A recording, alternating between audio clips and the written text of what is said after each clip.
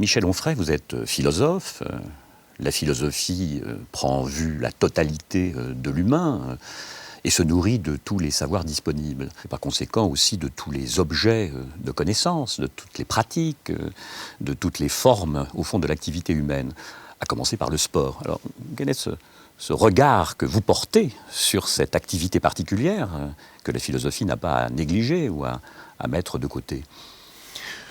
Oui, votre question est déjà nietzschéenne, je dirais, puisqu'effectivement, il n'y a pas des objets qui seraient philosophiques a priori, mais qu'il n'y aurait que des traitements philosophiques de tous les objets possibles, et pourquoi pas le sport ? Et effectivement, je le disais souvent à mes élèves quand j'étais prof en terminale, je leur disais, il n'y a pas des questions philosophiques à proprement parler, mais toute question est susceptible d'être abordée philosophiquement, dont le sport, puisque c'était effectivement leur passion, une partie de leur passion souvent.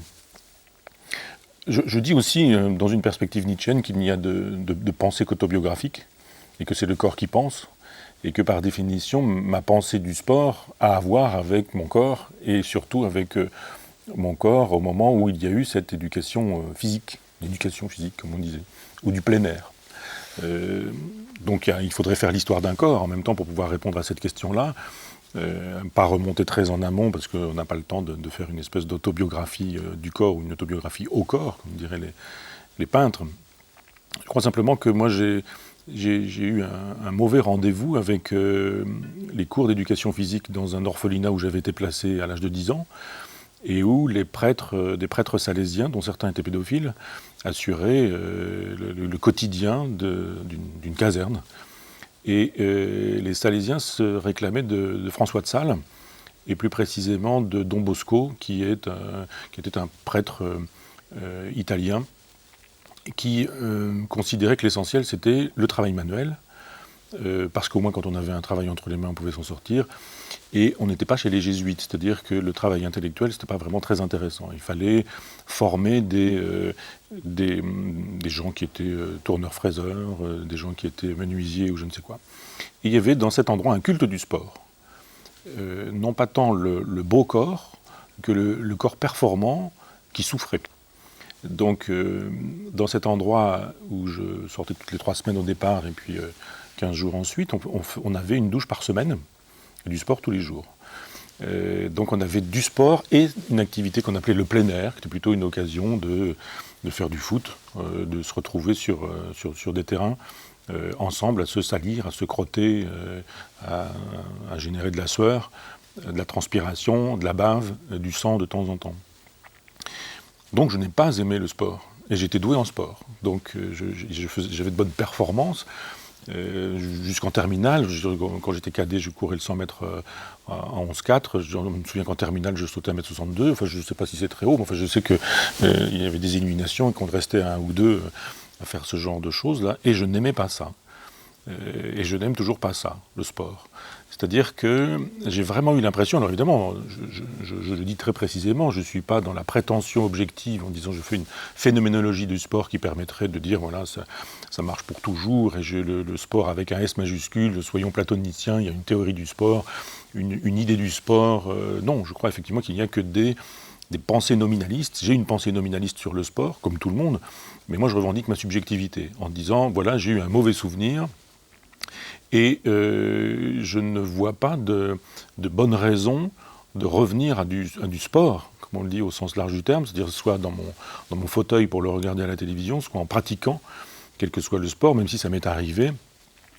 Une époque où je faisais du tennis, où je ne buvais pas, je ne fumais pas, je n'étais pas stressé, où j'ai fait un infarctus. Donc effectivement, quand on dit le sport c'est bon pour la santé, etc., j'ai tendance à croire que ça fait partie d'une religion, et que cette religion n'est pas forcément une religion révélée. Ou du moins qu'elle l'est révélée par des gens qui ont intérêt à ce qu'on puisse le penser. Je crois qu'il n'y a pas de sport sans politique du sport. C'est à associer ces deux termes avec l'étymologie de polis, c'est-à-dire la cité. C'est-à-dire c'est le corps dans la cité qu'on éduque, qu'on instruit. Et il n'est pas étonnant, je dirais, que dans une civilisation judéo-chrétienne, on puisse penser le sport dans la logique masochiste de la souffrance qui est une jouissance. Je pense que le christianisme, il faudrait beaucoup de temps aussi pour expliquer comment le christianisme s'est constitué, mais enfin, il s'est surtout constitué à partir de saint Paul, beaucoup plus qu'à partir de Jésus, Et saint Paul était assez probablement un impuissant des problèmes sexuels qui s'est mis à névroser le monde pour pouvoir vivre avec sa névrose et qui a considéré que le corps était le grand ennemi, que les femmes étaient une catastrophe, que le désir, la pulsion, la libido, la sexualité, la sensualité, tout ça c'était effrayant, que la chasteté c'était la vérité, et que d'une certaine manière, la jouissance elle était dans la souffrance. On s'est mis à nous proposer l'imitation du corps du Christ ou l'imitation du corps de Jésus. Alors l'imitation du corps de Jésus, c'est pas compliqué, c'est l'imitation d'un corps qui ne boit pas, qui ne mange pas, qui ne fume pas évidemment, mais qui est dans le symbole. On ingère du symbole. Si Jésus boit, c'est du sang. Si c'est du vin. Si c'est du vin, c'est parce que ça annonce le sang, la passion, etc. S'il mange, c'est du pain azime, etc. Enfin bon, on connaît l'histoire. Mais sinon, il ne mange pas de dattes, de figues, comme il aurait pu en manger s'il avait été vraiment l'homme qu'on dit qu'il fut. Après, on nous dit, voilà, il faut imiter le corps du Christ, et le corps du Christ, c'est l'homme crucifié, supplicié, avec les plaies, avec le sang, et puis avec la mort au bout. On a toute la logique de l'imitation du martyr, en nous disant l'imitation de la vie de Jésus souffrant, de Jésus mourant, ça c'est la vérité, ça c'est la jouissance. On a toute la logique des extases mystiques, dans la douleur. Il suffit de lire Jacques de Voragine, par exemple, et la légende dorée pour voir comment les gens jouissent d'être décapités, éviscérés, maltraités, torturés, ébouillantés, etc. Et on demande aux femmes d'imiter le corps d'une vierge et mère de famille. Donc on dit, voilà, vous allez tâcher d'être vierge et mère de famille en même temps. Et on s'étonne qu'il y ait des névroses. Donc de fait, je dirais, le sport est l'une des modalités du masochisme, c'est-à-dire comme on a été éduqué dans l'identification de la jouissance à la souffrance, eh bien on est capable de dire, mais je souffre, je bave, je transpire, je m'effondre, j'ai des palpitations cardiaques, mais en même temps, c'est ma jouissance. Je m'épanouis, je suis dans le plein plaisir de moi-même parce que l'exercice physique aura rendu ça possible. À l'évidence, moi qui suis sur des positions radicalement hédonistes, j'ai du mal à souscrire à ce discours-là.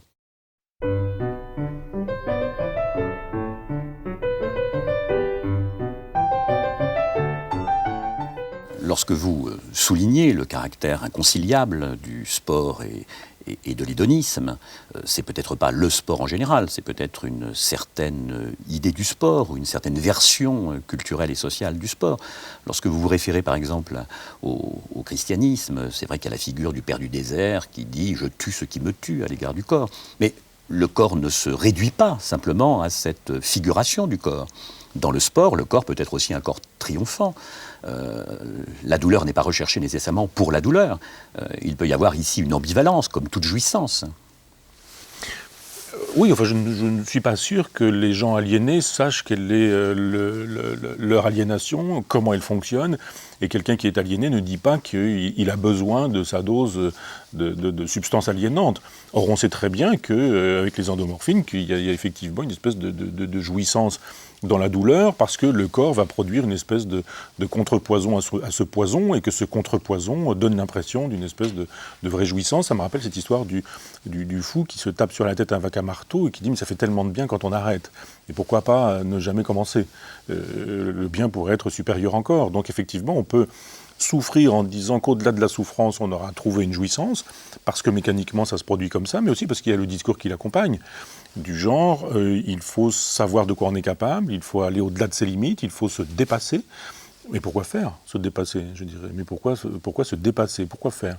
Courir toujours plus vite, battre ses propres records, être capable de sauter plus haut, de sauter plus loin, de faire le nécessaire pour que ce soit le cas, c'est-à-dire faire ce qu'il faut pour ne jamais être content de soi, ou pour l'être de temps en temps, c'est-à-dire 9 fois sur 10 on n'est pas content de soi, puis 1 fois sur 10 on l'est parce qu'on s'est dépassé.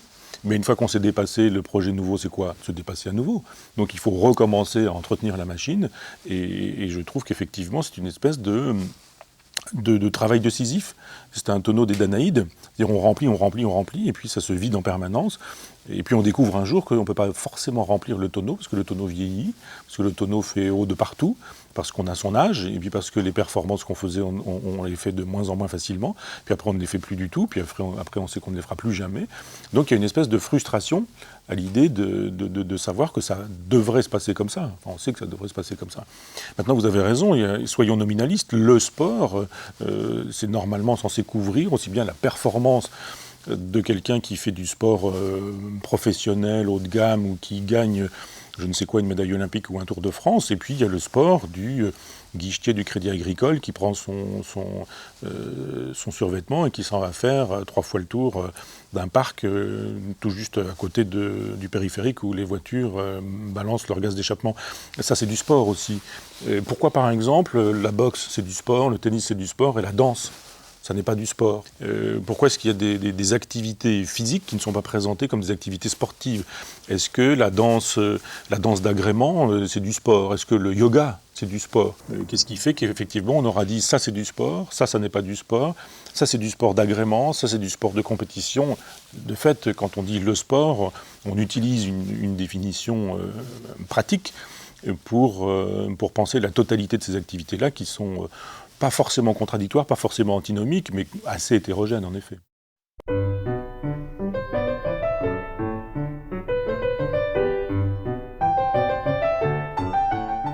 S'il y a eu auparavant, peut-être dans le monde antique, le sport ou l'activité physique comme accomplissement et non pas comme dépassement de soi, cette opposition, cette distinction entre l'accomplissement de soi, de son excellence, et d'un autre côté le dépassement de soi, c'est quelque chose aussi qui est présent de manière ambivalente dans le sport aujourd'hui. Même dans la compétition la plus extrême, il y a en même temps quelque chose qui peut relever de cet accomplissement de soi. Oui, mais je pense que c'est l'éthologie qui nous permet de comprendre le sport. Et qu'il y a de l'accomplissement de soi parce que, effectivement, on est tous dans des logiques de mal dominant, mal dominé, possession de territoire, marquage de territoire. On sait très bien que ça se passe comme ça. Enfin, quand on nous dit l'important c'est de participer, l'important c'est le beau geste, l'important c'est l'apprentissage d'un certain nombre de valeurs éthiques ou ce genre de choses, c'est la poudre aux yeux. On sait bien que l'important c'est de massacrer l'adversaire, l'important c'est de gagner, l'important c'est d'avoir la première place, l'important c'est d'avoir réussi à écraser l'équipe adverse et que c'est plutôt comme ça que ça se passe. Donc on pourrait dire, pour parodier Clausewitz qui disait que la politique c'est la guerre continuée par d'autres moyens, dire que le sport c'est la guerre continuée par d'autres moyens. Et c'est une guerre civilisée, parce que quand normalement on dit allez, eh bien on y va, quand on dit arrêter, on arrête, quand il y a un arbitre qui fait savoir que ça s'arrête, enfin. Mais on pourrait imaginer que le combat des Horaces et des Curiaces finalement représente assez bien le passage de la guerre au sport. Comment on peut faire l'économie de la destruction de la totalité d'une armée en disant, eh bien, lui va être la totalité de cette tribu ou de cette nation, de cette armée, tel autre va faire exactement la même chose, les deux vont se battre, et quand les deux se seront battus, c'est quoi, la France qui aura battu l'Angleterre ou les États-Unis qui auront battu l'Union soviétique, jadis. C'est de l'éthologie. C'est vraiment de l'éthologie, c'est-à-dire on continue à faire la guerre de manière symbolique ou métaphorique ou allégorique. On sait très bien que dans la Grèce antique, chez les Spartiates par exemple, le sport c'est simplement là pour fabriquer un bon guerrier. Quelqu'un qui est capable d'être vaillant, qui est capable d'aller au combat, qui est capable de massacrer l'ennemi, de le détruire, et puis de mener sa cité à la victoire. Donc on en est resté à peu près là. Alors évidemment, on peut imaginer que quand on est sur un terrain individuel, du personnage qui ferait son footing, ou que personnage qui ferait des sorties en vélo avec ses copains le dimanche, en disant tous les dimanches matins, on part à 6 ou 7 copains, et puis voilà, c'est quand même pas exactement la même chose. Moi je pense que si. On est toujours dans une logique d'éthologie, et on a beau dire, on sait bien que dans le groupe de copains, il y a un bon, il y a un moins bon, il y a un gros derrière, et puis il y a un joli mollet, et puis il y a celui qui peut partir en flèche, et puis voilà, et puis il y a celui qui tire la langue et qui attend, il y a les copains qui, etc. Alors évidemment, on peut toujours avoir le discours du genre, mais on apprend la solidarité, on apprend la fraternité, on apprend la communauté. Bien sûr, on peut le penser comme ça. Là, on est plutôt dans la logique du sport-loisir. Mais le sport-loisir n'est jamais bien loin de la compétition.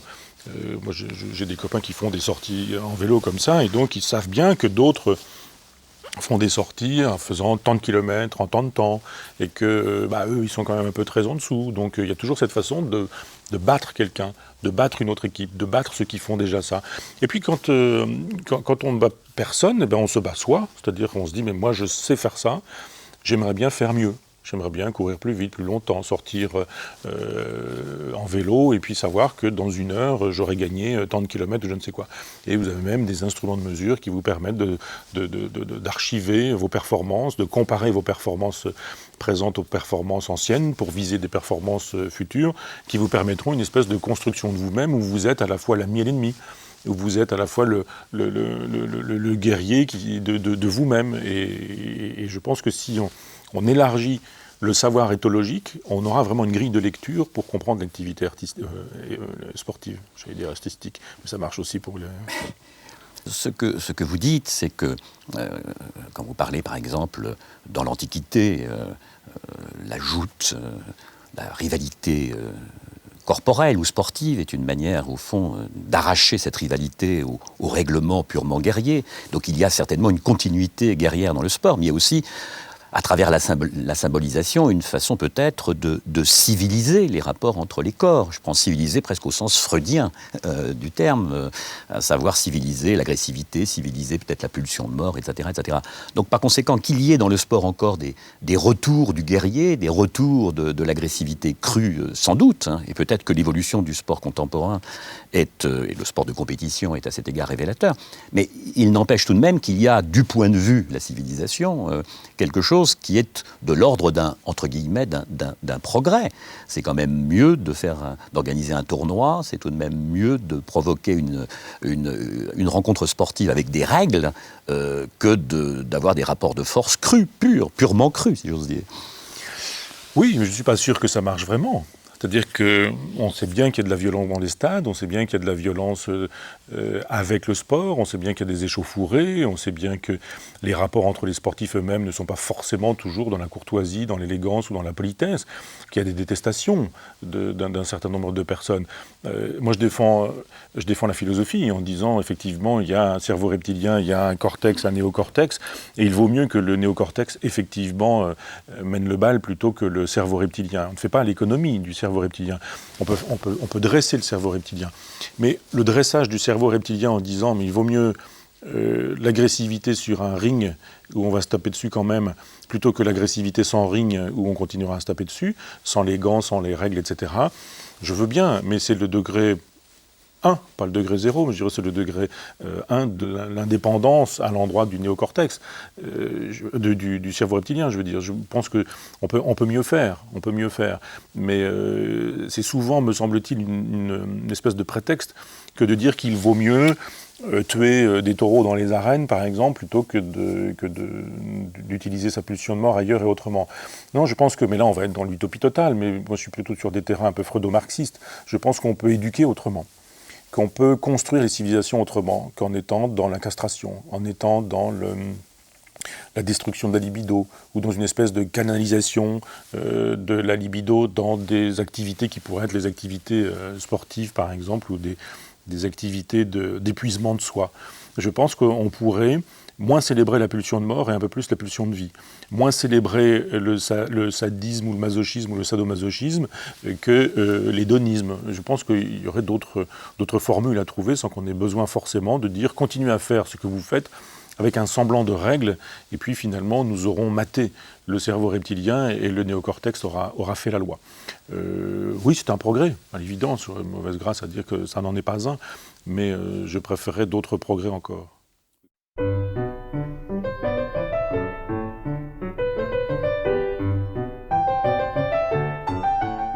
Pour revenir à la critique que vous adressez au sport, c'est à la fois un sport de compétition, un sport de performance pour la performance, hein, le sport qui intègre un dolorisme. C'est aussi le sport de masse, d'une certaine façon. Cette massification du sport, c'est aussi l'uniformisation du corps, c'est aussi le corps qui répond à des impératifs productivistes. Mais on pourrait opposer à cela, pas simplement un discours critique du sport, mais peut-être une manière de faire le sport qui serait conforme à des exigences hédonistes. Pourquoi pas un sportif cynique ? Au sens fort du terme, au sens Diogène, au sens philosophique. Au sens Diogène, au sens cunisme, comme disent ceux qui veulent éviter la confusion. Absolument, oui, non, parce que s'il s'agit d'inviter au cynisme trivial, je dirais, on est dedans, hein, oui. On est complètement dedans. avec le mensonge généralisé, avec l'idée qu'il n'y aurait que les cyclistes à se doper, sûrement pas les footballeurs, qu'on ne parle pas du dopage d'un pilote de Formule 1. D'ailleurs, est-ce que conduire une Formule 1, c'est un sport ?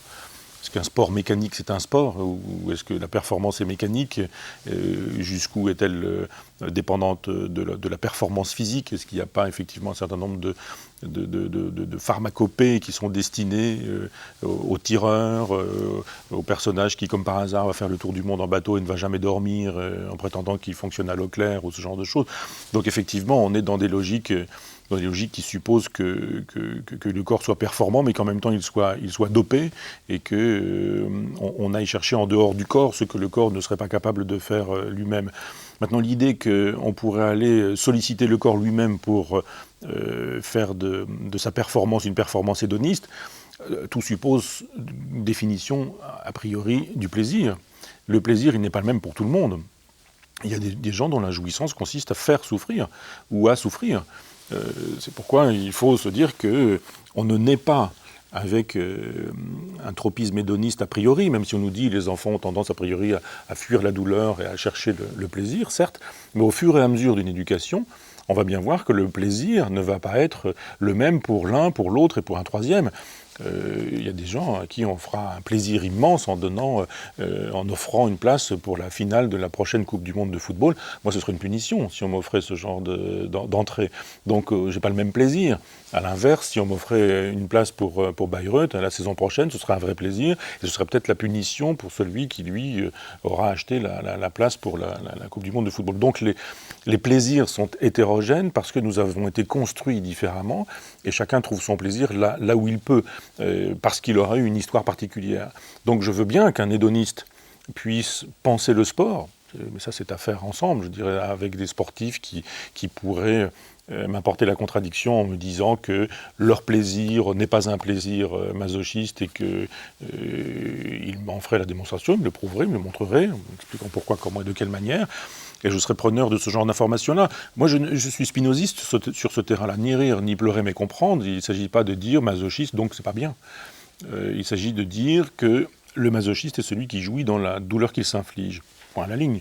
Je ne dis pas vous feriez mieux de jouir dans un plaisir que vous vous infligeriez ou que vous procureriez à votre voisin. Moi, c'est ce que je pense. Je pense qu'effectivement, il vaut mieux la pulsion de vie, il vaut mieux l'hédonisme, il vaut mieux la jouissance partagée, il vaut mieux la jouissance construite sur la pulsion de vie plutôt que sur la pulsion de mort, construite sur la jubilation plutôt que sur la destruction ou quelque chose qui ressemblerait à la destruction. Je pense simplement que, je suis très anti-freudien, mais en même temps je pense que Freud a dit quelquefois des choses utiles, mais qu'effectivement les civilisations se constituent sur les renoncements. Et que le sport est une métaphore du renoncement, de la sculpture de soi dans la passion triste, pour faire de telle sorte que, catharsis aidant, sublimation aidant, utilisons le vocabulaire qu'on voudra, un coup d'Aristote, un coup de Freud, mais effectivement, on aurait des individus qui produiraient comme ça une espèce de construction d'eux-mêmes à partir de la sculpture de leur passion triste. Pourquoi pas, ça renvoie à la question que vous posiez tout à l'heure, ça ne gêne personne. Je parle souvent de Chamfort disant « jouir fait jouir sans faire de mal ni à toi ni à personne », voilà toute morale. Bon, là on est dans le jouir, peut-être faire jouir aussi des téléspectateurs, des spectateurs, des gens avec qui on s'affronte ou on combat. Est-ce que pour autant on peut ajouter sans faire de mal ni à soi ni à personne ? Bon, à personne, oui, on peut imaginer que ça ne concerne que soi, mais je ne suis pas bien sûr. Il y a quand même une souffrance qu'on s'inflige. Je ne parle même pas de ceux qui, pour faire une performance, acceptent de se détruire momentanément pour savoir qu'ils se détruiront même au fur et à mesure et qu'ils sont prêts à amputer leur capital existentiel, ou leur capital d'existence, en se disant, mais peu importe, le choix d'Achille d'une certaine manière. C'est-à-dire, je préfère une vie brève mais magnifique, plutôt qu'une vie longue et effrayante, et je préfère avoir une médaille olympique en sachant très bien que je vais raccourcir mon espérance de vie parce que j'aurais pris les mauvaises substances ou parce que j'aurais fait du mal à mon corps ou parce que j'aurais détruit mon corps, plutôt que de ne jamais avoir des jouissances du stade, et puis d'avoir 10 années de plus comme un retraité qui terminerait son existence dans un sinistre hospice.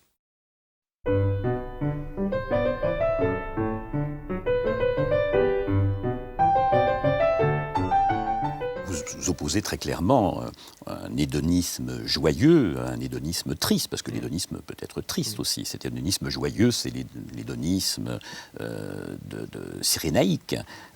L'hédonisme épicurien est déjà plus ascétique. Mais cet hédonisme conduit à une réflexion, au fond, sur le corps, sur ce que peut le corps, la référence à Spinoza, par exemple, qui est la grande question, ce que peut le corps. Peut-être le sport peut-il nous aider d'ailleurs à répondre à cette question, ce que peut le corps. Ce n'est pas simplement un traitement conceptuel ou théorique, il y a peut-être aussi je dirais une praxis qui éclaire cette question de ce que peut le corps. Et d'autre part, lorsque vous dites que le corps est la voie d'accès à la connaissance, est-ce que j'ai envie de vous interroger sur ce que disait Michel Serres à cet égard, lorsqu'il remerciait ses professeurs de gymnastique de lui avoir appris à penser. Donc est-ce que la pratique sportive, la pratique corporelle en particulier, ne nourrit-elle pas, d'une certaine façon, notre éventuelle connaissance et de nous-mêmes et surtout des possibilités du corps ? Oui, c'est une coquetterie de Michel Serres que je lis et qui dit effectivement qu'il apprend beaucoup plus du maçon, du paysan, du navigateur que du philosophe, mais qui quand même écrit sur Leibniz et le calcul infinitésimal ou ce genre de choses. Oui, on peut apprendre de beaucoup, y compris de professeurs de gymnastique, pourquoi pas. Moi, j'ai appris de mon père qui était ouvrier agricole paysan et qui m'a appris à lire un ciel ou à avoir un rapport particulier au cosmos. Donc oui, on peut trouver son bonheur partout. Donc oui, on peut découvrir des choses dans le sport, sur soi-même. La connaissance de soi, ça peut être aussi la connaissance de son propre corps. Je l'ai fait savoir dans Le Souci des plaisirs en disant qu'il n'y avait pas de sexualité sans connaissance de soi a priori, sans connaissance de sa sensualité, de sa sexualité, de son tempérament, de sa libido, de son caractère, de ses désirs, de ses passions, de ses envies, etc. Donc bien sûr, on peut imaginer que le sport peut être l'occasion d'une connaissance de soi. On peut voir effectivement si on aime souffrir, si on n'aime pas souffrir, si on jouit de souffrir, si on est capable d'investir dans cette logique-là, qui peut parfois être aussi une logique très narcissique. Je veux bien l'histoire du sport communauté, du sport fraternité, du sport solidarité, du sport métaphore de la cité, du sport métaphore ou allégorie de l'idéal d'une communauté, d'une nation, d'un pays, d'un État, d'une civilisation, d'une culture, etc. Il n'empêche que le sport, c'est quand même aussi beaucoup de narcissisme, beaucoup d'égotisme, beaucoup d'égocentrisme, beaucoup de miroirs, beaucoup de plaisir pris à soi-même, beaucoup de retour sur soi-même. On va jouer sur les deux sens de réflexion. Vous avez des gens qui réfléchissent, et puis vous avez des gens qui n'ont de souci de la réflexion qu'à partir du moment où le miroir est là. Suis-je le plus beau? Suis-je le plus fort? Suis-je le plus puissant? Suis-je le plus performant? Suis-je celui qui court le plus vite? Suis-je celui qui va le plus loin? Suis-je, etc., etc. Donc il y a une grosse dose de narcissisme dans le sport ou chez le sportif, y compris un narcissisme masochiste. Il y a aussi un narcissisme du personnage qui se regarde souffrir, qui se met en scène dans la souffrance, qui jouit de sa souffrance, qui jouit de sa sueur, de ce genre de choses. Donc on peut effectivement être dans une logique de la connaissance de soi en utilisant le sport comme un média, comme un véhicule, comme un moyen, comme une occasion. Mais m'est arrivé il y a quelque temps à New York de voir quelque chose d'étonnant. Ça donnait sur la rue, il y avait une salle de fitness. Et on voyait des gens qui étaient avec les vêtements comme il faut les avoir. Aujourd'hui, les gens veulent toujours être déguisés en cyclistes professionnels quand ils font du vélo, ou déguisés en coureurs de marathon quand ils font un footing. Ils ont un gros ventre, etc. Mais ils ont tous les vêtements fluo, les trucs, les gadgets, etc. Et il y avait toute cette ribambelle de gens qui étaient en train de s'exciter sur des vélos, sur des tapis. Enfin, ils font du cyclorameur sans eau. Ils ont des tapis qui ne mènent nulle part. Ils ont des vélos sans roues. Enfin, ils font toutes ces choses-là et puis ils sont là en train de transpirer avec des écouteurs, ils écoutent de la musique et on a le bruit de la ville qui est devant eux. Alors eux n'entendent rien d'autre que leur musique, nous on ne voit rien d'autre que leurs gestes, dans une espèce d'aquarium avec des lumières très blanches, très, très froides comme ça. Et je me disais, mais qu'est-ce que c'est que ce cirque ? Et il y avait quand même une espèce de dose de narcissisme extraordinaire. Il y a des miroirs, les gens se regardent, il y a des gens qui font du culturisme, il y a des gens qui font des mouvements de danse et qui en même temps sont devant des murs de miroirs en train de se regarder. Alors évidemment, le prétexte est qu'il faut faire le bon geste, qu'il faut faire le bon mouvement, qu'il faut se regarder pour pouvoir corriger, pour pouvoir... Oui, bien sûr. mais il y a une jouissance de soi qui est assez extraordinaire, y compris dans la douleur. Il y a un narcissisme extraordinaire. Après, d'ailleurs, tout s'en va à volo, et quand on voit des gens qu'on a vu occuper le devant de la scène médiatique parce qu'ils étaient le vainqueur du Tour de France, etc., qui sont devenus ministres d'un gouvernement de droite ou qui sont devenus conseillers d'un fabricant de vélos et qui font 120 kilos, qui sont épais, qui sont gras, qui sont dodus, etc. On se dit, mais il s'est passé quoi avec le corps ? Entre ces gens qui avaient des machines ultra performantes et qui sont devenus ce qu'ils sont devenus, on se dit, bah oui, le vieillissement, voilà, ça marche pour tout le monde, y compris pour les gens qui ont fait de leur corps une espèce de royaume extraordinaire, le seul royaume, la seule occasion de jubilation. Et on sait que le corps, on n'a que ça. Dans une époque où tout s'est effondré, où tous les grands discours ont disparu, il ne reste plus que le corps, et vous avez raison, la question de Spinoza est la grande question. Que peut le corps ? Et le sport est effectivement l'une des modalités de la compréhension des potentialités du corps. Mais il y en a d'autres. Voilà pourquoi, au début de ma réponse à votre question, j'ai parlé de la sexualité plutôt que du sport, en disant mais il y avait une connaissance de soi aussi qui pouvait prendre pour objet sa sensualité, sa libido, son tempérament sexuel ou sensuel, qui ne serait pas exactement l'occasion sportive de se mettre au centre de soi-même et de considérer que la vie va fonctionner autour de soi parce que on a décidé qu'il nous fallait faire un temps, une performance ou ce genre de choses et que tout va être organisé pour ça. On va manger pour ça, on va boire pour ça, on va dormir pour ça, on va penser pour ça, on va s'exercer bien sûr pour ça et on tend à ça. Puis on arrive à ça qui est une chose dérisoire, on l'a et comme tout... Et Schopenhauer dit le désir ne tient jamais ses promesses, il a sa raison, il a raison, et il a sa raison, et ses raisons. Et on se dit voilà, tout ça pour ça. Oui d'accord, j'ai obtenu cette médaille pour une performance qui de toute façon est appelée à être dépassée, et parfois rapidement, et parfois même dans le lendemain ou le surlendemain. Et puis il faut soit recommencer, soit savoir que de toute façon on va reculer. Donc il y a une espèce de vanité au sens... peinture baroque du terme, je dirais, une espèce de vanité à se construire comme une espèce de bel objet qui, aussitôt fait, va disparaître. Moi, je suis plutôt soucieux d'une construction autre d'un même objet, puisqu'il s'agit du corps, bien sûr.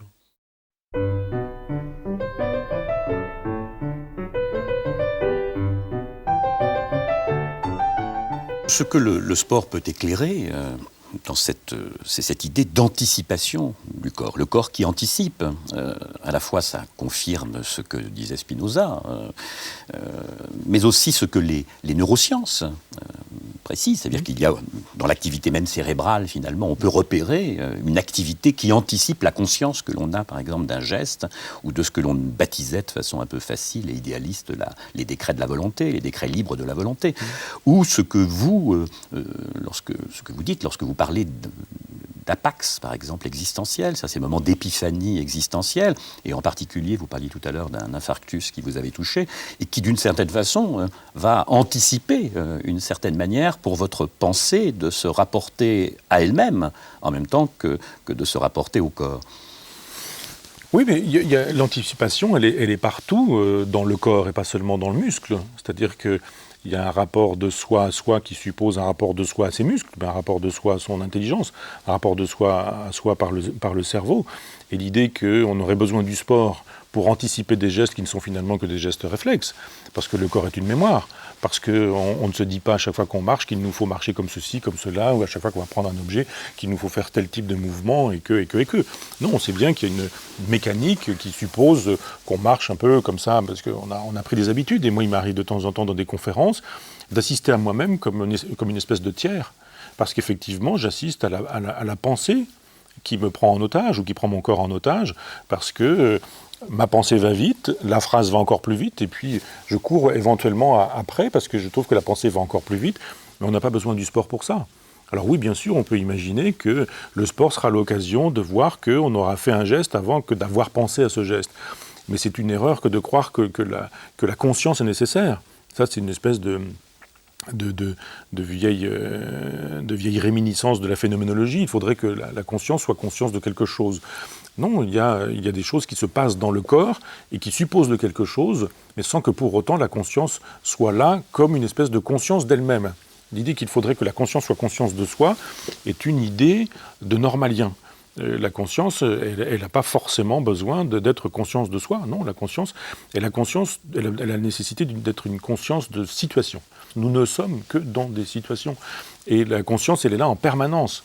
Elle est dans la vigilance, parce que nous sommes des animaux et qu'on sait très bien qu'il y a des sollicitations olfactives, visuelles, diverses et multiples, et que ces sollicitations-là, elles vont directement au cerveau reptilien, et que le cerveau reptilien, il n'a pas le temps d'attendre que le néocortex ait fait son travail pour dire « attention, ça va être dangereux », on a déjà retiré sa main, parce qu'on sait que, parce que le corps a compris évidemment qu'il y avait danger à la laisser ici, puisqu'on a un foyer de chaleur ou quelque chose dans ce goût-là. Donc je crois qu'on n'a pas besoin du sport pour ça. C'est la mécanique du corps qui a ses vitesses propres, et les vitesses du corps ont à voir avec ce qui reste de mammifère en nous, c'est-à-dire tout. Et on est sur des questions comme la vie, l'amour, la mort, l'alimentation, la survie, enfin dans toutes ces logiques-là, on sait très bien que le cerveau reptilien va très vite, et que la conscience suit. La conscience, elle est un peu derrière, et elle arrive, et puis voilà. Et de temps en temps, de fait, quand on est dans une conférence et qu'il y a une espèce de longue habitude de la guerre qui est toujours la philosophie, eh bien, on a une pensée qui se déploie, et on sent bien qu'elle n'est pas forcément filtrée par le cortex, et que, ou du moins, il y a quelques secondes qui peuvent ne pas être totalement filtrées, et on peut voir que quand ce filtrage n'a pas eu lieu, la conscience va faire son travail, mais elle est toujours après. La conscience, elle est aussi comme la chouette de Minerve, je dirais, elle prend son envol la nuit tombée, quand la chose a déjà eu lieu. Et le sport n'est pas l'apprentissage de la conscience. Le sport est l'occasion de constater qu'il y a des vitesses sidérales et sidérantes dans le corps, parce que nous sommes poussière d'étoiles. Parce que si on veut vraiment penser la question du corps, il faut penser la question du rapport au cosmos, et pas à la nature. On a l'impression de découvrir la nature aujourd'hui, de la redécouvrir, et les petits malins qui considèrent que civilisation industrielle, civilisation de la technologie, du moteur, etc., il serait temps que nous puissions retrouver Dame Nature, Gaïa et tout le tralala, avec une espèce d'anthropomorphisation de la nature. Mais la nature, c'est le cosmos. C'est pas l'écologie qui dit la vérité de notre être, c'est la cosmogonie, ou c'est l'astrophysique. Et quand on sait effectivement que ce qui anime la totalité des cosmos, à savoir l'attraction universelle, la fondation d'une planète, la création d'un soleil, l'effondrement d'une masse sur elle-même et la production, etc. Tout ça a généré le corps qui est le nôtre. La production de notre corps, elle a à voir avec quelque chose qui renvoie à un déterminisme absolu. On est dans le déterminisme le plus absolu, dans la nécessité la plus grande. Que nous ayons une conscience, une capacité à la réflexion, une capacité au langage, que nous puissions habiller de tout ça de discours véritables, mais aussi de discours fictifs. Il y a beaucoup de fables, il y a beaucoup de légendes, il y a beaucoup de mythologie pour empêcher que nous pensions cette vérité crue, que nous ne sommes qu'une pure nécessité. On hérite d'un corps avec lequel il nous faut faire, et la plupart du temps, on ne sait pas que la conscience, elle suit. Elle est là vraiment comme une espèce d'organe, une espèce d'appendice qui n'est pas nécessaire. Il y a plein de gens qui vivent sans la conscience d'eux-mêmes, sans la conscience de soi, le fait que nous soyons des homo sapiens sapiens, c'est-à-dire l'homme qui sait mais qui sait qu'il sait. C'est bien pour une définition de dictionnaire, mais il y a beaucoup d'hommes qui ne savent pas qu'ils savent. Et il y a même beaucoup d'hommes qui ne savent pas. Donc je pense que la pensée du corps est une pensée qui devrait sortir de la philosophie pure avec des espèces de pensées idéalistes de la matière, des pensées idéalistes du corps, pour sortir du dualisme, pour entrer dans un vrai monisme matérialiste. C'est pour ça que Spinoza est une juste référence, vous avez raison d'y renvoyer, pour ajouter que, effectivement, l'éthologie, par exemple aujourd'hui, mais éventuellement je viens d'en parler, l'astronomie ou l'astrophysique, que bien sûr la biologie, mais qu'un certain nombre d'autres sciences, la neurobiologie, la neurophysiologie, les neurosciences, etc., tout ça est susceptible aujourd'hui de nous permettre de penser le corps indépendamment de la fiction philosophique dominante, parce qu'il y a une fiction philosophique dominante qui est idéaliste, spiritualiste, dualiste, le christianisme ayant accéléré le mouvement, avec cette idée qu'il y aurait le corps et l'âme, et on aurait aujourd'hui l'idée qu'on aurait la chair et puis l'esprit. La phénoménologie aidant, Merleau-Ponty, Sartre et quelques autres aidant, on penserait la question du corps sur le terrain de la phénoménologie. Moi, je pense qu'on n'a pas besoin de la phénoménologie pour penser le corps, mais qu'un peu plus de science nous permettrait un peu plus de sagesse philosophique sur la question du corps.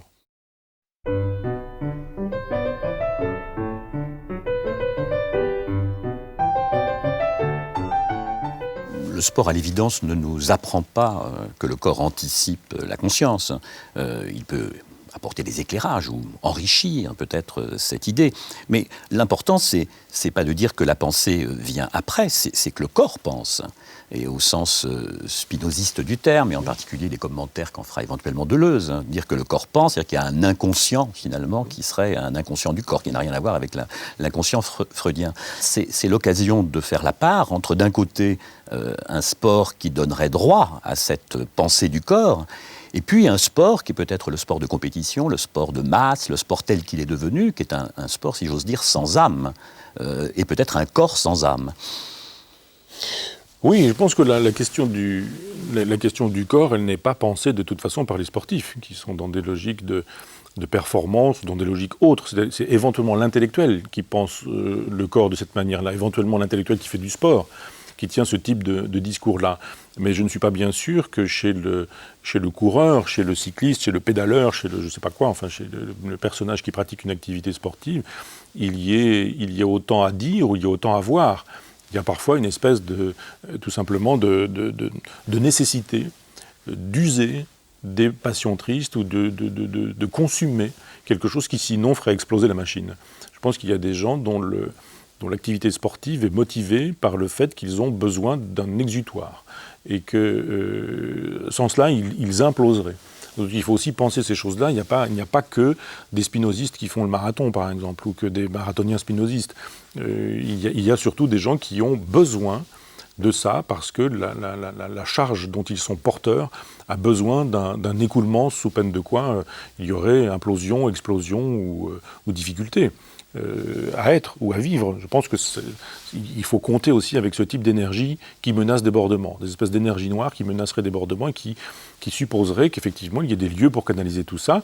Et de fait, on ne fait pas par hasard une activité plutôt qu'une autre. Il y a des activités dans lesquelles on se fait démolir le portrait, si on ne fait pas par hasard de la boxe, et puis des activités dans lesquelles on est plus ou moins, je ne sais pas, dans la grâce. Le patinage artistique, par exemple, qui me fait toujours sourire. C'est toujours consternant de voir les vêtements de carnaval des gens qui font du patinage artistique. Mais bon, on ne choisit pas par hasard, effectivement, d'être Candeloro ou je sais pas quoi, ou Zidane, ou d'autres. Donc on choisit des endroits dans lesquels on est susceptible d'épuiser la vitalité qui sinon nous épuiserait. Et alors après, il faut faire de la sociologie. On sait très bien qu'il y a des endroits dans la société qui nous conduisent plus directement au golf qu'au vélo, par exemple. Ou au football, encore que. C'est-à-dire un footballeur qui porte des lunettes, on a l'impression que c'est une provocation. Alors que, pourquoi pas, je veux dire, on a quelques-uns qui en font la démonstration. Il y a des footballeurs qui ont des bibliothèques. J'ai entendu ça hier à France Inter, puisqu'on allait visiter la bibliothèque de l'un d'entre eux. C'est très bien. Après, on va trouver dans les activités sportives, des occasions de gérer telle pulsion qui sinon menace l'intégrité du corps. Et c'est très bien, d'une certaine manière, c'est très bien que chacun puisse penser son corps de cette manière-là, puisse user, au deux sens du terme, son corps comme ça, ou user de son corps comme ça. Parce que, effectivement, la civilisation vit du renoncement de chacun à ses pulsions et que tout le monde n'a pas la chance d'être philosophe, on dira, c'est-à-dire de pouvoir sublimer. La sublimation, quand on est peintre, artiste, quand on est chanteur, musicien ou autre, qu'on est dans un domaine artistique, eh bien c'est un bonheur. D'abord parce que ça peut durer une vie entière, et puis d'autres sont dans la sublimation sportive, mais on sait très bien qu'on ne peut pas être performant toute son existence corporellement, qu'il y a un moment où effectivement ce qu'on a fait, on ne le fera plus. Et puis à un moment où on ne peut même plus rien faire du tout parce que le corps ne répond plus. Donc il y a aussi, pas aller faire une espèce de psychanalyse du sportif, mais on ne choisit pas forcément ses issues de secours, et on est parfois choisi par elles, mais il y a effectivement des issues masochistes qui, comme par hasard, sont masochistes jusqu'au bout, puisqu'elles vous contraignent un jour à savoir que vous serez contraint, que vous serez obligé de renoncer à elles parce que votre corps ne suivra plus. Alors qu'on peut être peintre ou compositeur ou musicien pendant très longtemps, plus longtemps.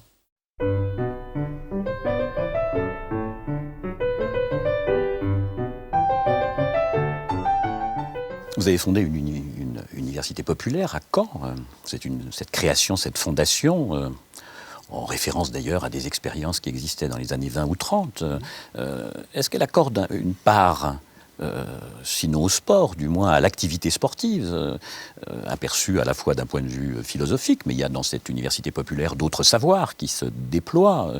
Et si tel n'est pas le cas, faut-il pas imaginer une sorte d'université populaire du sport? Parce que ce qui vous a motivé d'une certaine manière, c'est votre expérience institutionnelle de l'enseignement. Vous avez mesuré la pesanteur académique, idéologique, des inspecteurs d'académie, autant de choses qui valent pour le professeur d'éducation physique et sportive, qui est dans une situation aussi muselée d'une certaine manière, aussi étouffée peut-être. Alors moi je n'aspire qu'à ça, c'est-à-dire l'idée que des sportifs créent, ouvrent, pensent une université populaire du sport qui soit l'occasion de dire on est dans un modèle alternatif, nous on n'a pas du tout envie du sport comme il se pratique, on aime le sport, on est aussi des penseurs, des intellectuels, des philosophes. Et on a des choses à dire sur le sport. La culture, etc., c'est facile à acquérir. Si vous avez 2 ou 3 amis ou individus qui sont susceptibles de vous dire « n'allez pas voir par là, allez plutôt voir par ici, c'est pas la peine de lire la critique de la raison pure, c'est pas la peine de lire la République de Platon, encore que, mais bon, allez voir plutôt ici, allez voir plutôt là, et puis faites le travail vous-même. Et créez votre université populaire du sport, où vous aurez à cœur de dire quelque chose qui pour le coup serait révolutionnaire, rompons avec 2000 ans de corps qui jubilent dans la douleur et dans la souffrance. Rompons avec une tradition judéo-chrétienne qui considère effectivement que quand on est dans l'imitation d'un corps qui souffre, on est dans la jouissance ou dans la jubilation. Rompons avec l'idée d'un capitalisme qui, lui, est dans sa forme libérale aujourd'hui, qui, lui, considère qu'il faut être dans la performance, qu'il faut être dans la production de richesses, au sens large du terme. Il faudrait être une machine bien réglée, bien huilée, il faudrait transformer le corps en moteur, il faudrait, etc. Rompez avec tout ça. Et détruisez les modèles spirituels ou religieux qui pourraient être judéo-chrétiens, détruisez les modèles politiques qui pourraient être capitalistes et libéraux, et puis inventez votre université populaire du sport, dans lequel effectivement vous remettriez tout à plat en expliquant comment on peut pratiquer peut-être autrement un certain nombre de disciplines, dissocier tout ça du monde de l'argent, dissocier tout ça éventuellement du monde du classement, où il faudrait effectivement un premier et un dernier. Et sans qu'on considère, je dis, moi ça va bien, j'étais grand, et puis voilà, je me disais, mais quand on fait 1m82 et puis qu'on fait du saut en hauteur, ça me paraissait normal de sauter plus haut que ceux qui, dans la même classe que moi, étaient plus petits. Enfin, il y avait 2 frères qui étaient deux petits qui, eux, se jetaient sur la barre, même quand elle faisait 80 cm. C'est bon, il y avait quand même quelque chose, parce qu'il suffisait même de se balancer par-dessus pour... Et on se disait, il y a effectivement une inégalité des corps, et on juge des performances. Comment peut-on juger des performances avec l'inégalité des corps? Au moins, quand on fait de l'équitation, enfin, quand on fait des courses, il y a des handicaps.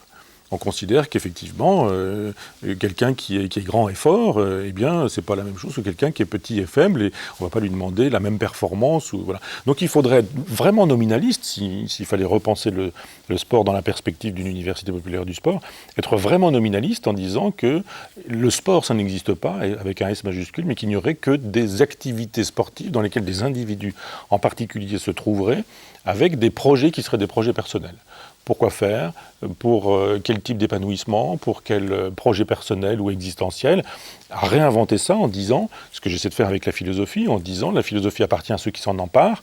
Eh bien là, c'est la même chose. Le sport n'appartient pas à quelques-uns qui le confisqueraient et qui feraient de vous des gens destinés à faire des performances, à faire ceci, ou des classements, à récupérer des médailles, ou à être sponsorisés, ou à amener sur leur nom de l'argent, de la télévision, des médias, c'est-à-dire du temps de cerveau disponible, ou, enfin tout ce genre de choses. On sait très bien qu'il y a des gens qui ont des talents sportifs qui sont confisqués par des directeurs de chaîne parce que le jour où leur performance sera montrée en direct, eh bien, on pourra balancer des spots publicitaires sur telle boisson gazeuse ou telle autre chose.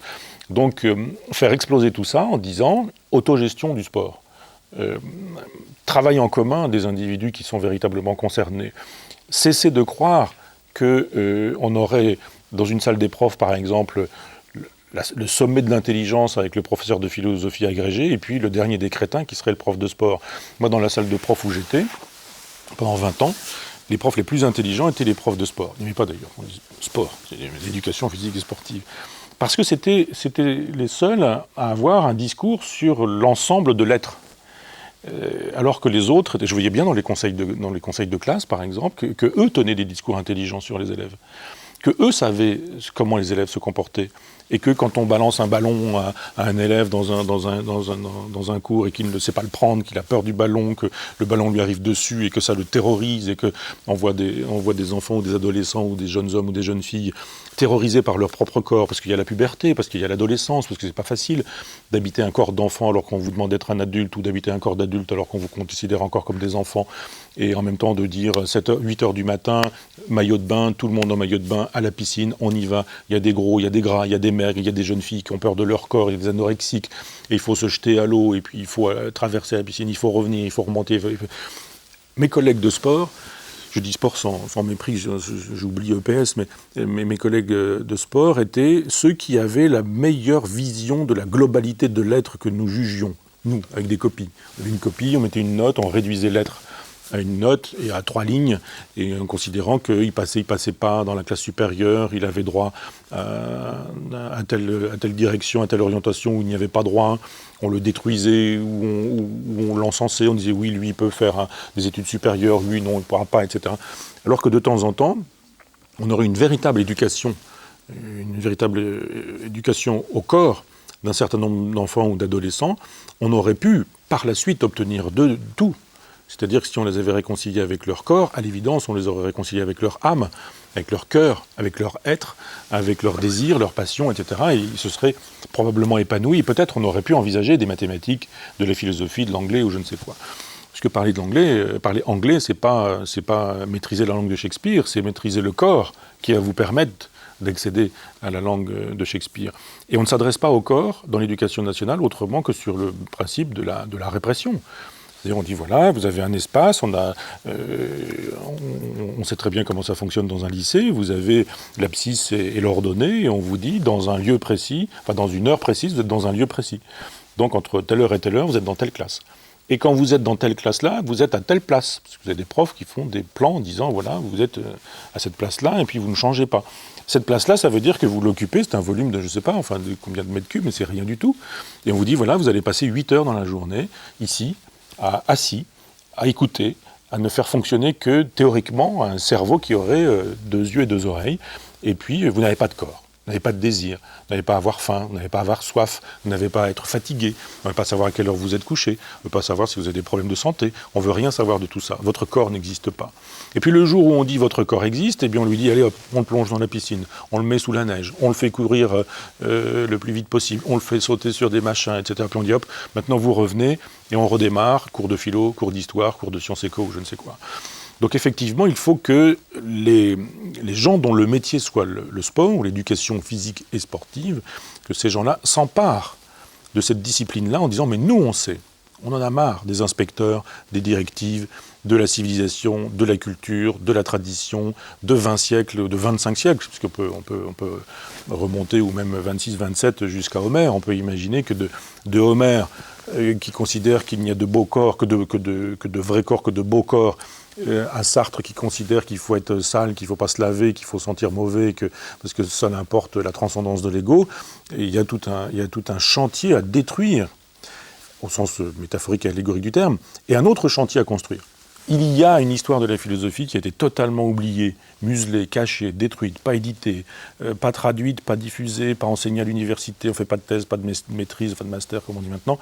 Et comme par hasard, on travaille Platon, mais on ne travaille pas Diogène ou Aristippe de Cyrène. Comme par hasard, on travaille Saint-Augustin, mais on ne travaille pas les gnostiques licencieux. Les sensualistes, les empiristes, les matérialistes, les gens qui disent il y a du corps, il y a de la chair.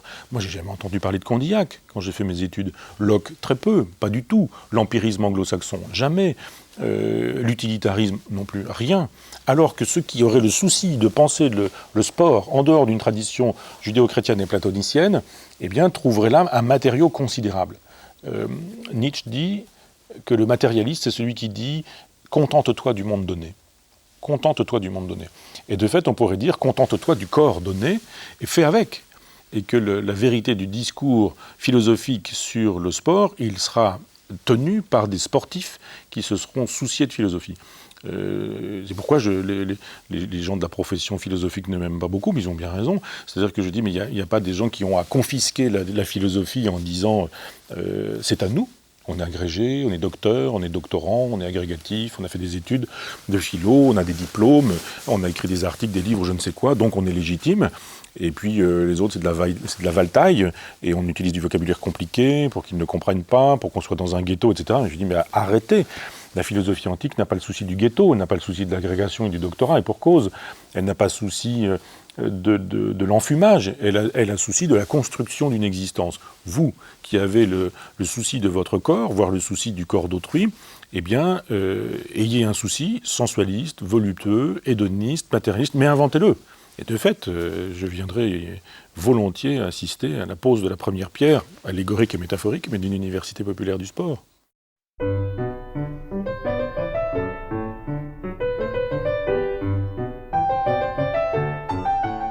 Donc vous étiez grand, il y avait des élèves plus petits, vous sautiez plus haut que ceux qui étaient plus petits. Est-ce que cela ne peut pas conduire à essayer de compenser ces inégalités par des adjuvants le problème du dopage, par exemple. Est-ce que se doper ne serait pas légitime pour compenser une inégalité, entre guillemets, physique, naturelle ? Allons plus loin. Est-ce que cela ne peut pas conduire éventuellement à des interventions chirurgicales pour essayer de compenser des faiblesses en se greffant ou en ayant des appareils de substitution ? Parce que vous avez écrit un livre, Féerie anatomique, où vous élevez contre la morale ou les références à la morale judéo-chrétienne qui condamnent toute action sur le corps au nom d'une identité du corps, d'un corps naturel. Est-ce qu'on ne pourrait pas dire la même chose concernant ces pratiques sportives ?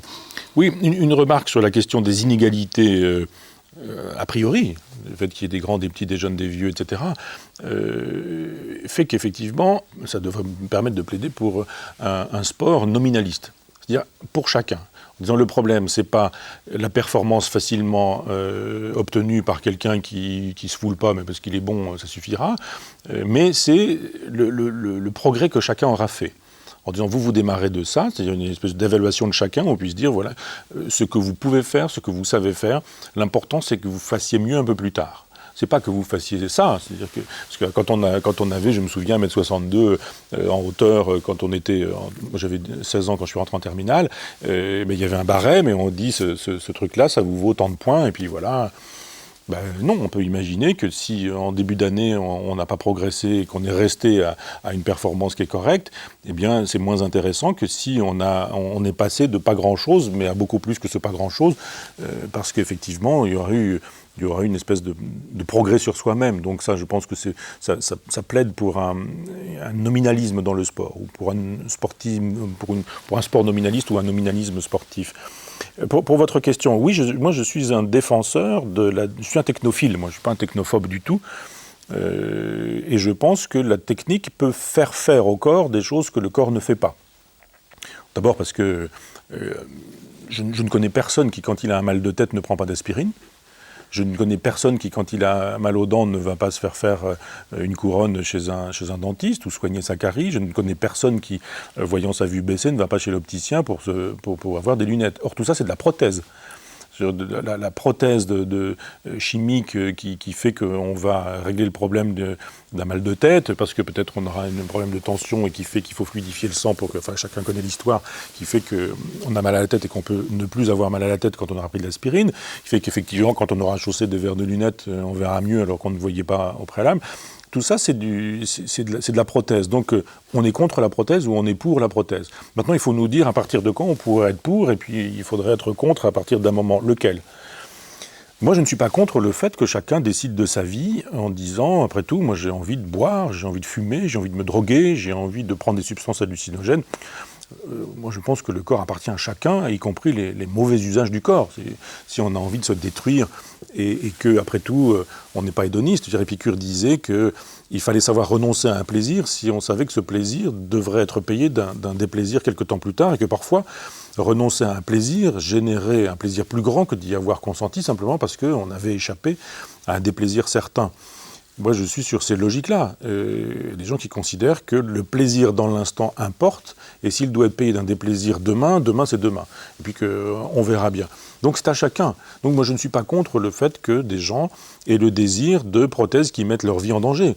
Donc quand je vois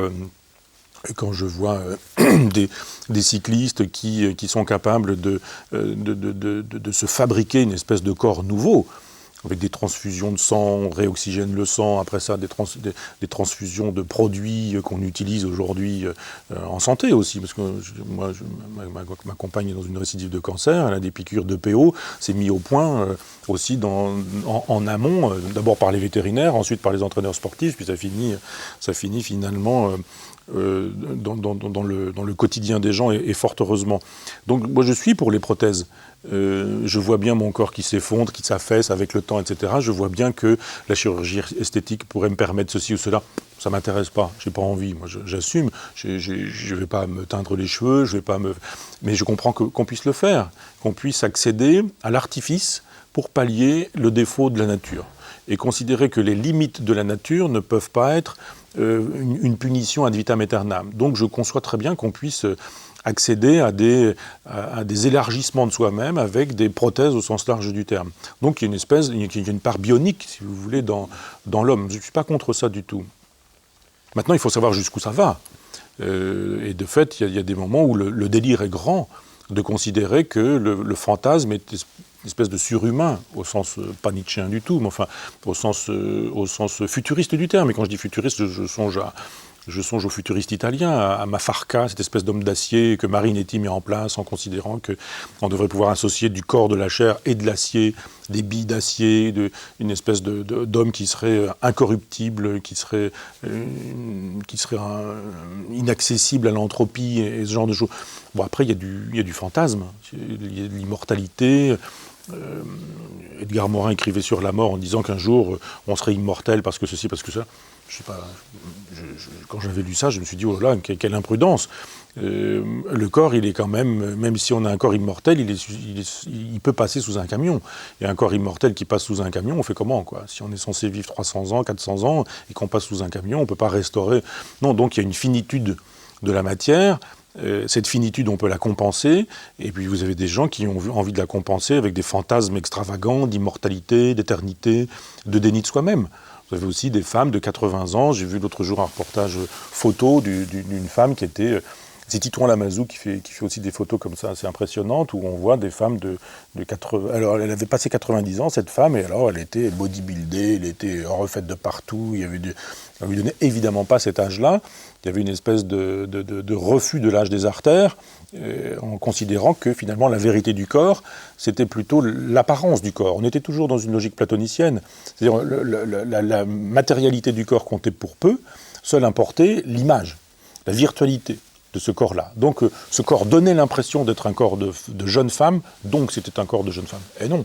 Et on sait très bien que ce corps avait réellement engrammé l'âge de j'allais dire sa partenaire, mais de sa propriétaire. Donc c'est à chacun de voir jusqu'où il est prêt à aller, et puis il faut savoir que, science sans conscience n'est que ruine de l'âme, je dirais, on a tous bossé là-dessus au collège. Eh bien, cette phrase de Rabelais, elle est toujours d'actualité. L'idée que ce soit techniquement faisable ne suppose pas que moralement ce soit défendable. Que techniquement on puisse aujourd'hui, avec les nanotechnologies, obtenir des performances extraordinaires avec un corps, ça suppose une réflexion morale. Que les nanotechnologies permettent d'apporter le produit d'une chimiothérapie très exactement à l'endroit de la tumeur, par exemple, je vois mal comment on pourrait s'interdire l'usage des nanotechnologies. Donc je suis technophile, biophile. Je pense que les technophobes, ils sont technophobes, l'affaire est réglée, c'est un autre débat, mais qu'en même temps, il faut penser la question en termes de biophilie et de thanatophilie. J'emprunte ces deux expressions à Eric Fromm, un psychanalyste freudo-marxiste qui m'intéresse. Il y a des biophiles et il y a des thanatophiles. Si la question de la biotechnologie est indexée sur la thanatophilie, c'est la pire des choses. Si elle est indexée sur la biophilie, alors c'est la meilleure des choses. Moi, je ne suis pas platonicien en ce sens. Il n'y a pas pour moi la technique dans l'absolu. On en parle parce que c'est plus facile pour des raisons de communauté de langage. Mais il y a des usages de la technique. Et s'il y a un usage biophile ou un usage thanatophile, c'est très différent. La même chose pour le sport. Il n'y a pas le sport en soi. Il y a des usages biophiles, des usages thanatophiles du corps. Et effectivement, les usages biophiles du corps sur le terrain sportif méritent soit des réflexions, soit des universités populaires.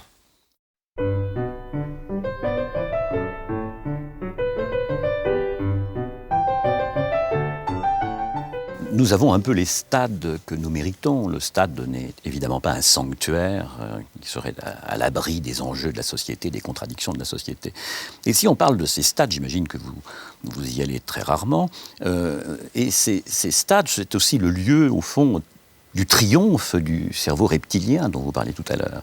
Que vous inspire ce grand spectacle sportif tel qu'il se réalise dans l'enceinte du stade, spectacle au sens presque situationniste du terme? C'est très hystérique. Hein. Moi, je n'ai jamais mis les pieds dans un stade, en dehors des moments où j'étais obligé, pour des raisons scolaires, que vous imaginez, après, jamais plus. Si, j'ai payé mes études en travaillant dans un journal, donc il m'arrivait de temps en temps d'aller faire quelques photos sur le stade local, mais bon, je n'y mets vraiment jamais les pieds. C'est quand même le lieu de l'hystérie, et effectivement, vous avez raison. Les gens disent « Ah, la violence rentre à l'école, la violence rentre dans les stades ». Pourquoi la société, ce sont les stades, ce sont les écoles, et il n'y a pas de raison qu'il y ait des sanctuaires comme ça, où, comme par hasard, à l'école, il n'y aurait pas de violence, alors qu'il y a de la violence partout, tout autour. Comme par hasard, dans les stades, il n'y aurait pas de violence. Alors on se dit, ben voilà, on a le fantasme du carcéral. Donc on va entourer de barbelés, il y aura des gendarmes, il y aura des flics, il y aura de la police, il y aura des militaires, il y aura des contrôles de papier. Et puis cette violence, elle s'arrêtera à l'entrée des stades, et dans le stade, il n'y aura plus de violence, puisqu'on est dans la sublimation de la violence. Je ne crois pas que ça puisse fonctionner comme ça. Effectivement, l'époque est hystérique. Et donc, moi je suis toujours très étonné quand j'aperçois des choses à la télévision. Je suis un grand consommateur d'informations. Donc il y a toujours la partie sportive dans les informations. Et d'ailleurs, le dimanche soir, c'est pas compliqué. Toutes les informations nationales laissent la place aux informations sportives. C'est intéressant de savoir quel club de foot a je ne sais quoi. Et ce qui est toujours étonnant, c'est de voir le comportement de crétin fini de 9 fois sur 10 quand quelqu'un a marqué un but. C'est sidérant. Je dirais, il faudrait faire une anthologie des plans de ces gens qui mettent une vessie dans un truc sur un... Voilà, bon, ils ont mis un but, c'est bien, c'est important, ils ont gagné beaucoup d'argent, leur cote a monté, etc. Bon, c'est très bien, pour l'équipe c'est parfait, enfin je conçois très bien quand on joue ce jeu-là que ça puisse être important de marquer un but. Mais l'hystérie, des gens qui font des gestes infantiles, j'en ai vu un qui suçait son pouce, ils mettent leur maillot sur la tête, ils font voir leur biscotto, ils se roulent par terre, tout le monde se jette dessus, c'est une hystérie totale, on se dit, bon, du calme quand même, c'est bien, vous avez marqué un but, c'est très bien, mais est-ce que c'est vraiment nécessaire ? Et on a parfois aussi, comme ça, dans d'autres sports, des gens qui poussent des cris limite sexuels au tennis, quand ils envoient des balles, et puis ça n'arrête pas comme ça passe un temps fou, et il y a une espèce d'orgasme simulé, et puis alors quand c'est fini, que c'est terminé, on se jette par terre, on balance la raquette, on regarde au ciel, voilà, ou des cyclistes qui grimpent chargés comme des mules d'un point de vue des substances illicites, et qui arrivent au sommet d'un col, et qui d'un seul coup font des signes au ciel, s'adressent au ciel, et qui, voilà... Je me dis quand même, c'est singulier tout ça, c'est singulier. Alors il y a des sports plus hystériques que d'autres, il y a des gens plus hystériques que d'autres. Alors je comprends, il y a des gens qui ont investi des années pour une performance un jour donné, Jeux Olympiques ou je ne sais quoi, et on voit par exemple les touches au moment de l'escrime, par exemple, au moment des compétitions d'escrime, il y a des moments des touches, et d'un seul coup, on balance le casque en l'air, et puis on pousse des cris, et puis on reprend vite le truc, puis on recommence, et des espèces de décharges d'énergie comme ça, et puis de folie et d'hystérie, puis on recommence. Donc je me dis, effectivement, si on veut que la violence ne soit pas dans le stade, on aura du mal. Alors ça, c'est pour ceux qui pratiquent, il y a maintenant ceux qui regardent, et qui sont dans une espèce de... Alors bon, Gustave Le Bon a écrit tout ça très bien sur la psychologie des foules, en disant une foule, ça pense pas, une foule, c'est susceptible d'être informé au sens étymologique par le discours ou la sollicitation d'un seul, d'un individu, d'une figure qui est le tyran, la foule et la masse aspirent au dictateur, ou ce genre de choses. Freud pompe tout ça de manière considérable dans le moi, le ça, dans les pulsions, etc. Mais... On sait très bien, effectivement, qu'il y a des identifications allégoriques ou symboliques, et que quand l'équipe de France joue contre l'équipe d'Algérie au football, ce sont pas 11 personnes qui jouent au foot, hein, c'est ça, 2 fois 11, d'un seul coup j'avais peur de dire une bêtise, mais 2 fois 11 personnes qui s'affrontent, mais que c'est l'histoire de France qui s'oppose à l'histoire d'Algérie, et que c'est aussi l'histoire contemporaine de la France et l'histoire contemporaine de l'Algérie qui s'affrontent, et que dans la logique Horace Curias, on a là une espèce de combat qui est presque le combat entre les fils et petits-fils de gens qui ont été colonisés en Algérie, et puis les fils et petits-fils des colons, ou éventuellement des gens qui ont été envoyés pour les entreprises de pacification, cette fameuse guerre d'Algérie, et on se dit, effectivement, le football compte pour peu. C'est une espèce de révélateur de l'état psychique dans lequel se trouvent des nations, par exemple, quand les gens s'opposent, ou des individus quand des individus s'opposent, mais on ne fait plus aujourd'hui, quand on est dans l'international, l'économie du fait qu'un individu est une incarnation d'une nation. Alors bon, je veux bien que l'équipe de France de football soit composée de gens qui ne chantent pas la Marseillaise au moment où la Marseillaise est chantée, au moment où le drapeau français est levé, au moment où ils sont là, une équipe de France, et que ça ne les intéresse pas, qu'ostensiblement ils font bien voir qu'ils ont la bouche bien serrée, qu'ils ne chanteront pas l'hymne, etc. On voit bien que les enjeux débordent le sport. Et que, pour revenir à ce que je disais précédemment, c'est l'éthologie qui fait la loi. On est vraiment dans une logique éthologique, là. C'est le mal dominant avec le mal dominé qui veut montrer au mal dominant qu'il est susceptible lui aussi d'être dominant, et qui, comme les animaux, font un petit pipi, un petit caca pour délimiter un territoire. Et bien là, envoyer le ballon dans le filet, c'est l'équivalent de déposer un excrément, parce qu'on aura marqué le territoire de l'autre, on aura possédé l'autre. Voilà pourquoi on est dans une espèce de jouissance, voilà pourquoi on fait la roue, voilà pourquoi on parade, voilà pourquoi on gonfle des sacs comme ça, et que ce que font les sportifs qui viennent d'envoyer une balle dans un filet, eh bien, est assimilable au comportement des mâles dominants qui montrent qu'ils sont des mâles dominants par des gestes assez extravagants. Des singes font voir leur derrière tout rouge. Et bien, certains sportifs mettent le doigt dans la bouche de manière très régressive en faisant 3-4 fois le tour pendant qu'ils se font acclamer par le public. Alors il y a aussi probablement cette chose-là, l'idée que vous ayez des milliers de personnes qui, comme un seul homme, sont capables d'acclamer quelqu'un qui aura commis ce forfait, qui aura commis ce genre d'exploit extraordinaire d'avoir envoyé un ballon dans les filets. Et vous êtes devenu d'un seul coup le héros planétaire, le héros mondial. Et on sait très bien que quand vous avez une Coupe du Monde et que le monde entier regarde quelqu'un, eh bien, vous savez que votre pied est en train de faire l'actualité des 3/4 de la planète au moment où ça a lieu, au moment réel. Donc on comprend que ça puisse, chez des gens fragiles ou chez des gens hystérisés, générer des comportements qui, pour moi, relèvent plus du zoo que de l'humanité.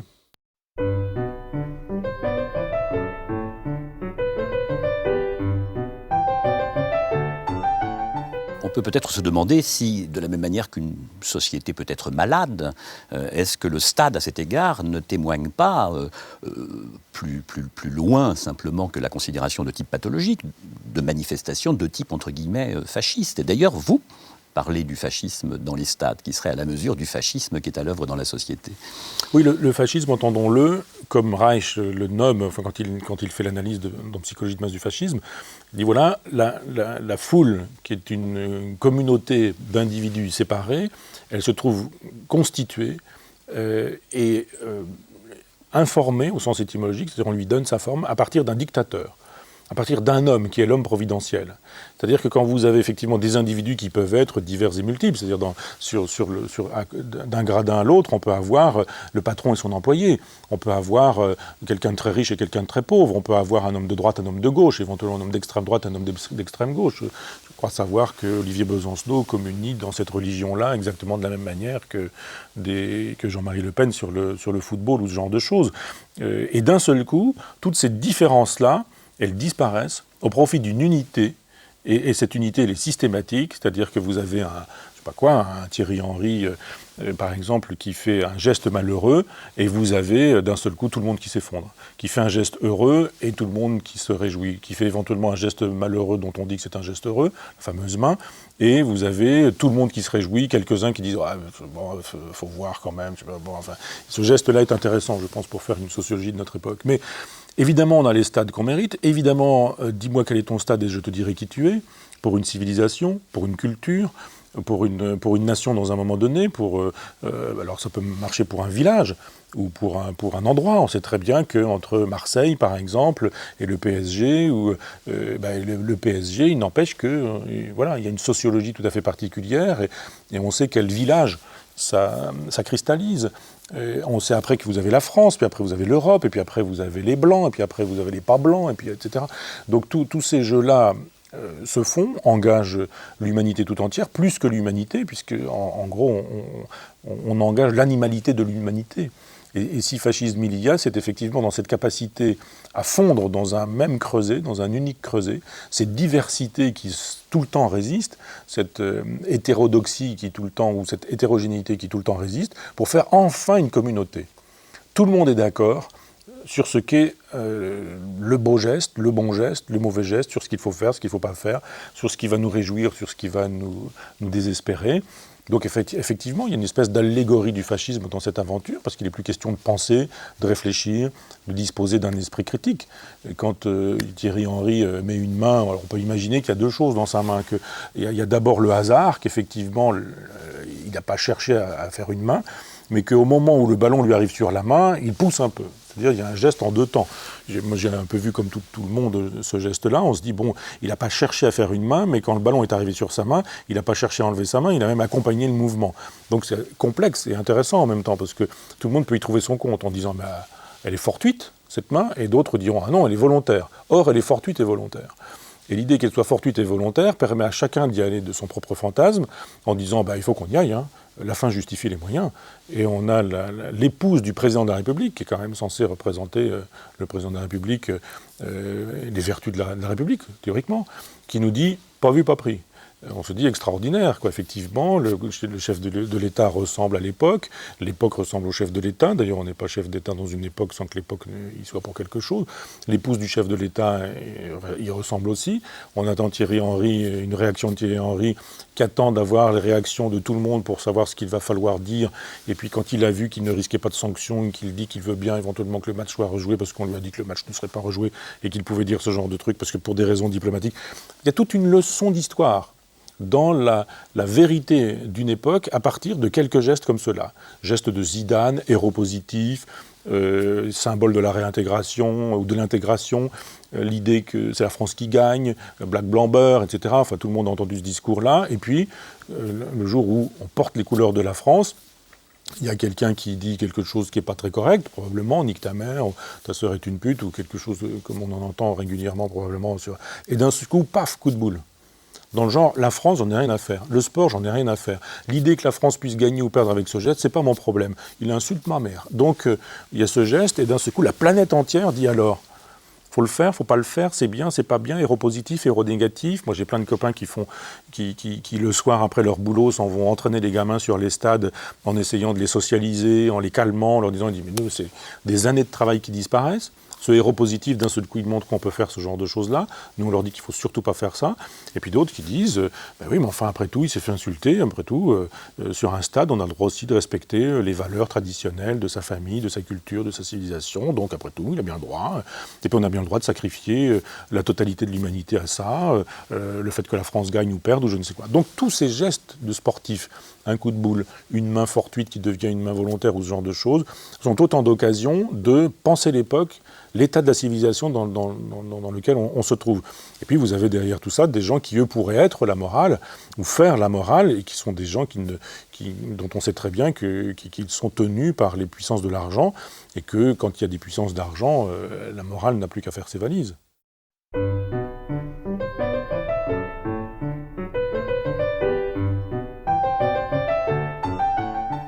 Cette dimension reptilienne existe, bien sûr, mais de la même manière qu'il y a des passions tristes et des passions joyeuses, il y a peut-être l'existence de communautés d'enthousiasme. Et de ce point de vue-là, la communion des spectateurs, elle n'est pas forcément analysée en termes fascistes. Comme lorsque tout à l'heure, vous parliez du spectateur ou même du joueur qui implore le ciel. Est-ce que le spectacle, à ce moment-là, n'est pas un fait social total, au sens où en parle Marcel Mauss, qui inclut tout, y compris la sollicitation du surnaturel? Oui, ça vous avez raison, hein. C'est tout à fait ça. C'est-à-dire que on pourrait faire exactement la même remarque avec l'opéra, qui est le football d'une autre classe. Je dirais, on peut effectivement considérer qu'il y a spectacle. Ceci dit, dans le spectacle, tout n'est pas possible ou défendable. J'entends, moi, des chasseurs qui défendent la chasse. Je déteste la chasse. Enfin, je suis biophile. Et je trouve que l'idée qu'on puisse justifier les corridas, les chasses, et pourquoi pas du sport, tiens d'ailleurs, pourquoi est-ce que ce ne serait pas du sport, la chasse? Après tout, on fait du tir, on fait de la marche, on ne considère pas qu'être chasseur, c'est être un sportif. Ou la corrida, c'est un sport, on ne le dit pas non plus. Ou le combat de coq, ce serait un sport aussi. Enfin bon, à méditer par ailleurs, mais je dirais, cette idée que la chasse, c'est pas le fait de tuer des animaux, c'est le fait de se retrouver avec les copains pour manger un coup de saucisson, boire un coup de rouge, se retrouver ensemble, c'est la nature, etc. J'ai dit, mais arrêtez, vous n'avez pas besoin de tuer des animaux pour ça. Donnez-vous rendez-vous, et puis ouvrez votre bouteille de vin, et puis allez faire des sorties dans la nature, et pourquoi vous habiller comme des paramilitaires ou des militaires ou comme des gens qui vont faire la guerre ou je ne sais quoi. Pourquoi tout ça? Parce qu'après tout, on peut me faire l'avocat du diable en disant qu'un chasseur est un sportif. Il faut être habile, il faut être entraîné, il faut marcher, il faut savoir tirer, il faut passer la journée dehors, au grand air, il faut s'oxygéner, après tout, on pourrait tout à fait être dans ce genre de logique. Donc je pense que le spectacle n'est pas un prétexte suffisant. Et que le spectacle n'excuse pas tout. C'est-à-dire l'idée qu'on puisse faire un spectacle comme on le fait à la télévision aujourd'hui en disant, après tout, la télé-réalité, on imagine même qu'on pourrait mettre en scène des véritables meurtres. À la télévision aujourd'hui, vous savez que ça a eu lieu véritablement, que des gens considéraient que finalement on pouvait mettre en scène des meurtres à la télévision pour obtenir des résultats d'audience et pour faire du spectacle. Je ne crois pas que le fait de faire du spectacle justifie tout. Et que tant qu'à faire un spectacle, eh bien, on peut aussi considérer que le spectacle est porteur de valeurs. Et que le spectacle qui était la tragédie grecque, par exemple, elle portait des valeurs. Et que le spectacle qui était Racine et Corneille, par exemple, portait des valeurs. Et que même le spectacle qui est Molière portait aussi d'autres valeurs. C'est-à-dire sous prétexte d'humour, de plaisanterie, d'ironie, de sarcasme à l'endroit du Tartuffe, à l'endroit du Don Juan, à l'endroit des femmes savantes, à l'endroit des précieuses ridicules ou ce genre de choses, c'était aussi l'occasion de porter des valeurs. Donc le spectacle ne justifie pas tout. Si l'époque est nihiliste, le spectacle de l'époque est un spectacle nihiliste, ça c'est sûr, mais on peut imaginer des moments où il se joue des choses dans le sport qui sont autant d'occasions de produire des valeurs, de générer des valeurs. Je vous renvoie au texte que vous connaissez de Barthes sur le Tour de France, où vous avez la présentation du Tour de France comme d'une espèce d'épopée, et où de fait, il y a une espèce de façon de penser tel ou tel sportif, comme le courageux, comme le type qui n'a pas de chance, ou comme le porteur d'eau, ou comme l'ami fidèle, ou comme etc. Avec le jeu de figures, de personnages conceptuels, aurait dit Deleuze, de personnages conceptuels qui, dans le monde du cyclisme, représentent le courage, la fatalité, le ratage, etc., le Poulidor, Éternel Second, ce genre de choses. Et puis on joue cette espèce de tragédie, et on obtient, sur le principe cathartique de la Grèce antique, la production d'un beau spectacle dans lequel quelques valeurs auront été respectées. Il est normal que le bon triomphe, que le méchant perde, il est normal que le courageux gagne et que le feignant ne gagne pas, il est normal que, en gros, on attend ce genre de choses, comme on attend ça dans un western. Je pense qu'aujourd'hui, l'époque est nihiliste, le spectacle est nihiliste, que le spectacle sportif est un spectacle nihiliste parce qu'il n'y a pas de raison que le stade ou l'école ou quoi que ce soit d'autre échappe à la vérité du moment. Mais le spectacle, donc, vous le laissez entendre, peut devenir mythe. Il n'y a pas d'exclusion a priori entre le spectacle et le mythe. Et j'ai envie de vous demander aussi, et le champion, la figure du champion, l'exemplarité du champion, celui qu'on va imiter, est-ce qu'il est si éloigné que cela du rebelle, de cette figure du rebelle dont vous parlez ? Ça dépend du champion, c'est-à-dire que le champion aujourd'hui, c'est surtout quelqu'un qui, après avoir gagné une fois quelque chose d'important dans le tennis, par exemple, va faire carrière en inventant des danses des canards ou ce genre de choses, et quoi qu'il fasse, être la personnalité préférée des Français. Bon, c'est bien, je veux bien, mais il y a un film sur Gainsbourg qui vient de paraître, Gainsbourg, une vie héroïque. Je veux bien qu'il y ait une vie héroïque chez Gainsbourg qui brûlait des billets de 500 francs, non pas parce qu'il avait la haine de l'argent, mais parce qu'il avait la haine des impôts. On oublie que le geste était là pour dire « regardez ce que me prennent les impôts, c'est dégueulasse ». Enfin bon, je veux dire, on a une conception de l'héroïsme aujourd'hui qui est assez singulière. Je veux dire, on voit des gens qui ont été des héros de la Coupe du Monde de football au siècle dernier et qui sont surtout des héros du Danone qui vous nettoie les intestins ou de l'assureur qui vous permet de partir en famille en toute sécurité. Je viens de voir récemment un ancien champion de Formule 1 qui défend une assurance pour automobile. Enfin, on les a tous vus. Tous ces sportifs de haut niveau, il n'y en a pas beaucoup. Il y en a un qui est très bien. Rendons-lui hommage, je ne connais pas ce monsieur, mais enfin, c'était Aimé Jacquet, qui a fait une publicité pour l'enseignement professionnel. J'ai trouvé ça élégant, même s'il a gagné de l'argent. J'ai trouvé très bien que cet homme, étant ce qu'il était, ait pu dire « je fais une publicité, celle-ci, parce que je crois à la nécessité de promouvoir l'enseignement professionnel ». Et puis plus rien du tout. Bon, des héros aujourd'hui qui sont surtout des héros de la publicité, des héros de la marque qui vendent des chaussures, des casquettes, des vélos, des voitures, des cendriers, des parapluies avec leur nom, qui ont une entreprise, qui font du business. C'est pas la conception que je me fais de l'héroïsme. Et dernière question, que vous inspire la devise olympique Situs, Altus, Fortus, plus vite, plus haut, plus fort? C'est une devise, c'est-à-dire que par définition c'est une espèce de cache-sexe qui fait plaisir parce que ça permet de cacher la vérité de ce qui est, c'est liberté, égalité, fraternité, la République, etc. Et on se dit mais tout ça est très bien. On sait très bien que la République n'est pas très libertaire, qu'elle n'est pas très égalitaire, qu'elle n'est pas très fraternelle. On peut imaginer aussi que la devise olympique, elle n'est pas aussi vraie que ça dans ce qui a lieu.